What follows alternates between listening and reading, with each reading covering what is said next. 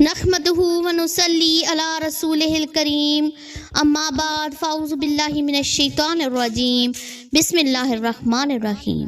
محترم صدر محفل، معزز اساتذہ کرام اور میرے عزیز ساتھیوں، السلام علیکم ورحمۃ اللہ وبرکاتہ۔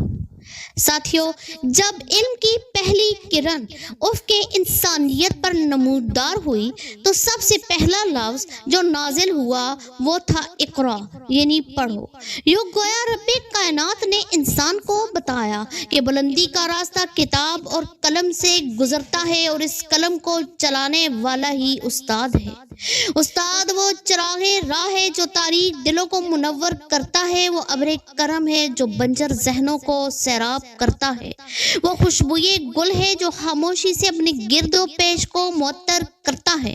اگر ماں زندگی دیتی ہے تو استاد زندگی کا مقصد سکھاتا ہے، اگر سورج روشنی دیتا ہے تو استاد راہ دکھاتا ہے، اگر دریا بہاؤ رکھتا ہے تو استاد علم کا دریا بہاتا ہے۔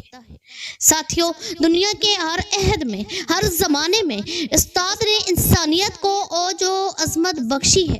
حضرت محمد مصطفیٰ صلی اللہ علیہ وآلہ وسلم خود معلم انسانیت ہیں، جن کی تربیت سے صحرا کے رہنے والے سلطنتوں کے رہبر بن گئے، جاہل قلم کے عاشق بن گئے اور ظلمت کے مارے چراغ ہدایت بن گئے۔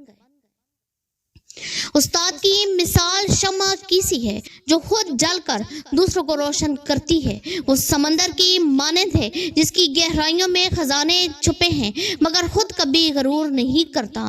وہ درخت کی طرح ہے جو پتھروں کے باوجود سایہ دیتا ہے اور خوشبو کی طرح ہے جو بدبودار ہاتھوں میں بھی اپنی مہک چھوڑ جاتا ہے۔ رہبر بھی یہ، ہمدم بھی یہ، غمخوار ہمارے، استاد یہ، قوموں کے ہیں معمار ہمارے۔ میرے عزیز ساتھیوں، ہماری کامیابیوں کے پیچھے اگر کوئی چپ چاپ مسکرا رہا ہے تو وہ ہمارا استاد ہے۔ اس کی دعائیں ہمارے لیے پروں کی ہوا ہیں جو ہمیں بلندیوں تک لے جاتی ہیں۔